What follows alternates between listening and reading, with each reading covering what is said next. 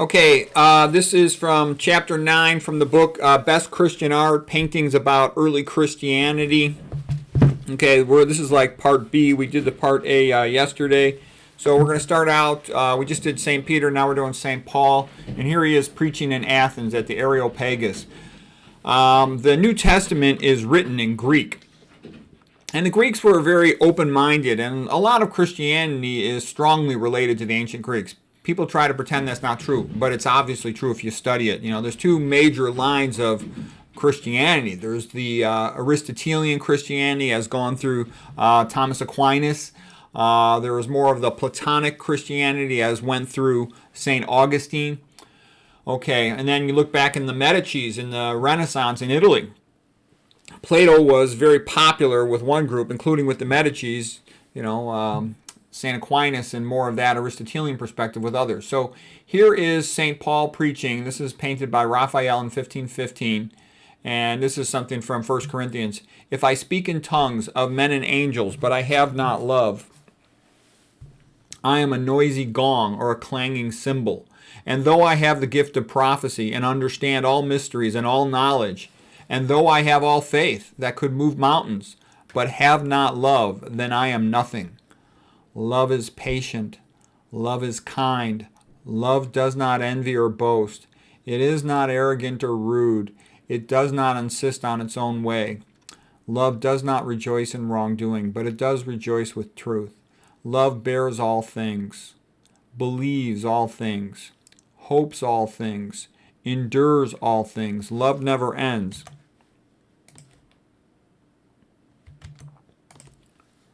As for prophecies, they will pass away. As for tongues, they will cease. For we know now in part, and we prophesy in part. But when the perfect comes, the partial will pass away. What I now know in part, then I shall know fully. So abide these three: faith, hope, and love. And the greatest of these is love. And we talked about that before, the colors of Christianity. Faith is the the white, green is the hope, red is the love. And so one of the points here is that's what makes things work. And that's why when I've talked about medicine, I say conventional medicine can never reform itself. It'll never be any good until it takes on Bible-based ethics.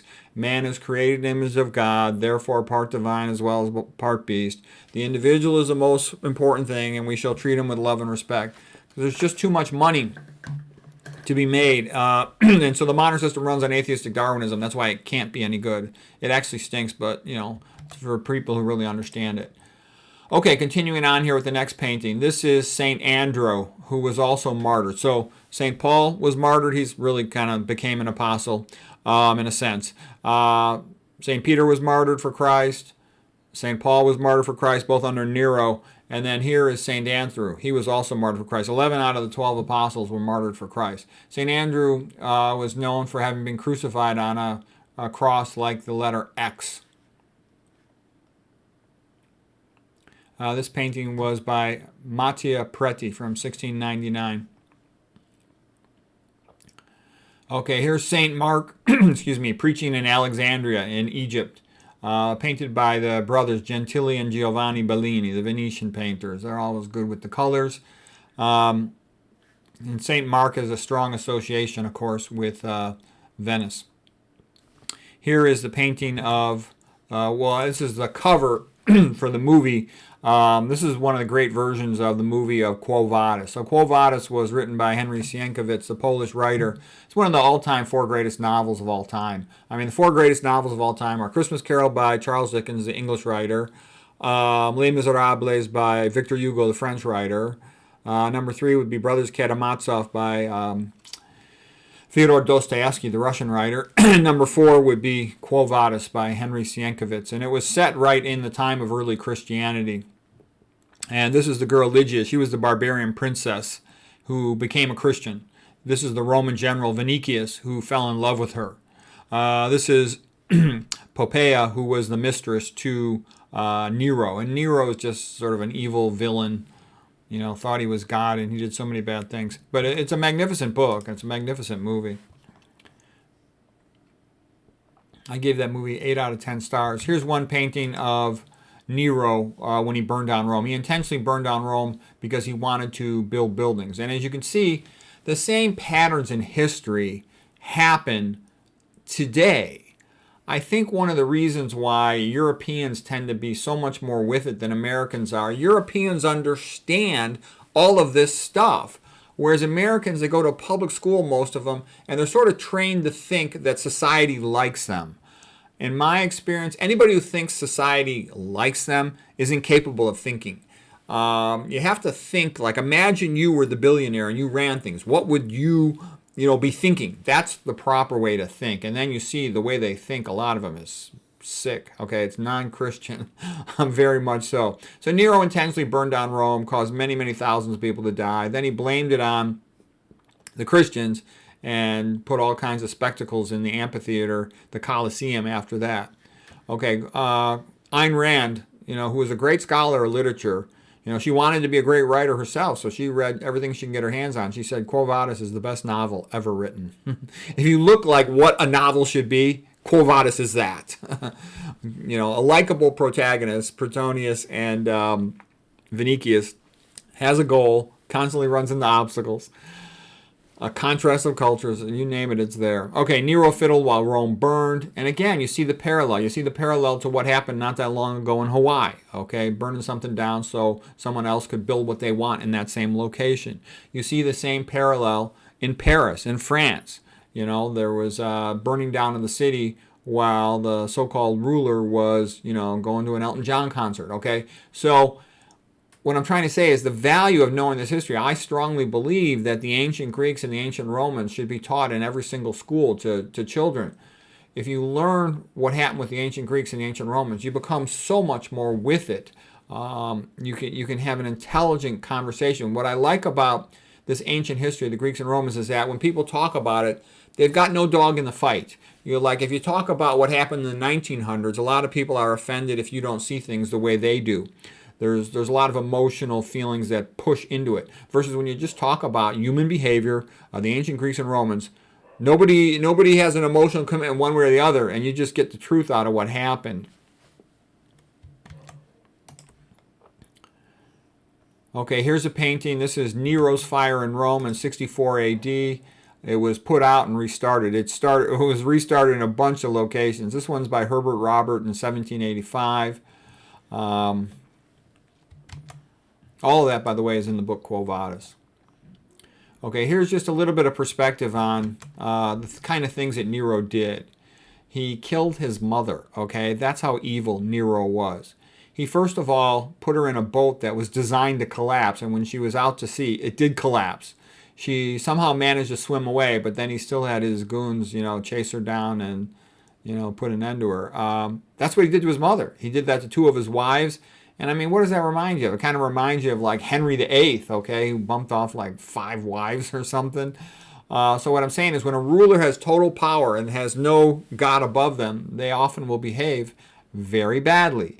And that's why I say the only thing that could save society, save healthcare, save the USA is to have Bible-based ethics. Okay, you can laugh and scoff at that, but people who haven't read. But if anybody who's read history and knows the truth of history, they'll see that I'm 100% right. Okay, I don't say these things loosely. I say these things based on decades of study and knowing from people from all different kinds of countries that are these different type of situations. Okay, the collapsing boat of Agrippina. That was painted by Gustav Wertheimer in 1874. Okay, here is a painting of Nero burning the Christians as torches. So he decided to blame his own fire in Rome on the Christians. He would just put them on a tree pole and then just set them on fire to serve as torches at night. There's Nero up there. Very sick. Okay, but what happened is, as the people of Rome saw what was done to the Christians and they saw how well the Christians behaved, how noble and good they were, it was very inspiring to them. More and more people converted to Christianity, and they said that the blood of the martyrs was the seed of the church. Okay, it led to tons of people wanting to become Christians. They saw how evil, people like Nero were, and how good the Christians were, and people said, "This is right, this is good." Here's the Christians in sort of a holding area at the Colosseum before they're going to be sent out to be eaten by the lions. Okay, So it was pretty awful. That's the idea of a spectacle to Nero and to the pagans. Okay, to a Christian, of course, that's evil and disgusting. So here's some of the Christians, praying. And they also sang before they were to be eaten by the lions. For example, they often sang Christus regnat, the Latin version of Christ reigns. And so here you had this amazed, pagan Roman audience. And they see all these Christians, who are having an inevitable death in moments. And now look how great these people are. Look how they face death. Their God must be better than the other gods. Why does their God let this happen? And the theory was their God let it all happen to show the people the greatness of the Christians, and Christianity took off after that. Okay, this painting is Christian Martyrs Thrown to the Lions by the Romans by Jean Jerome in 1863. And then here's the aftermath painting, also by Jean-Léon Jerome, 1902. So, of course, it's pretty sad and awful, all right? But that was routine to the Romans. They were sick in the head. That's why when people say ancient Greeks and ancient Romans, as if they're the same thing, they're not. The ancient Greeks were awesome. They're heroic, incredible people. No people is perfect. Okay, yeah, they did have slavery too. All cultures have had slavery until Christianity got rid of it. That took a long time to fully happen. But Nero, he would just do crazy things. Like he thought he was an artist, a poet, an actor, and he would, like there'd be an ancient Greek myth where a lady was tied to, the myth of Dirce. He just imitated the myth and tied a woman to a bull. So the poor woman, was killed by that, of course. And that was just a typical crazy thing that Nero would do. Okay, here's a very famous story and painting. This is Constantine's vision of the cross, and this was painted by Raphael in 1520.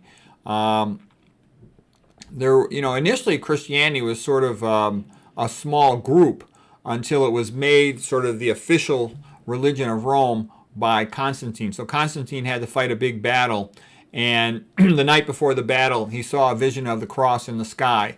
And he said, under this cross we shall conquer. So all of his soldiers, had, the cross drawn on their shield. And then they were successful in their battle. And so here's Constantine's victory at Milvian Bridge. Okay, this was painted by Giulio Romano in 1520. So that was a big victory for Constantine. And once Constantine had won, Christianity, became the dominant religion in Rome. And then it became the dominant religion in the world. Okay, here's a painting by Gustave Doré, and this is, I think, chasing the pagans out of, Rome. And basically, this was done in 1868, the triumph of Christianity. So there's Jesus Christo with the big cross, and this was the idea of chasing out the pagans. There's a little bit of controversy about that, and the controversy will be, some people will tell you, like, if you look at William Durant's a great American historian, he said that Christianity did not banish paganism. He said that Christianity adopted paganism, that there was some overlap in the holidays and stuff. For example, if you look at Saturday in like Spanish is sábado, and there's a lot of people who claim that Saturday should be Sabbath day, and that's the real day to worship.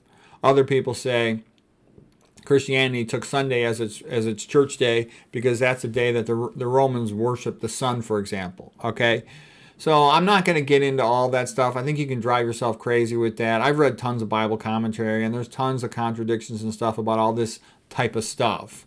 I don't see any contradictions about the life of Jesus and Jesus' message. Love each other, be nice to each other, be good to each other, forgive each other, give each other the benefit of the doubt. That's all good. And that's, I think, what leads to a good society. And that's big. Christianity was really big with that. And like getting back to that first painting in 1 Corinthians with St. Paul, where he said, without love I am nothing. It's the love that makes things work. I mean, think about a family. What makes the parents take such good care of the baby, better than anyone else in the world? It's because they love the baby. Why does mama and papa stay up all night when the baby's sick, do everything for the baby? Because they love the baby. Love gets people to do the right thing. Love will stand up against anything to do the right thing for the child. So that's why it's such a powerful thing. That's why it's such a good thing. That's why you need it to really make things good. And that's why all this idea of dry, atheistic, pure logic science, it's a joke. It's a joke. So anyways, that's it for today. We'll finish up the chapter next time. I hope that was interesting for you.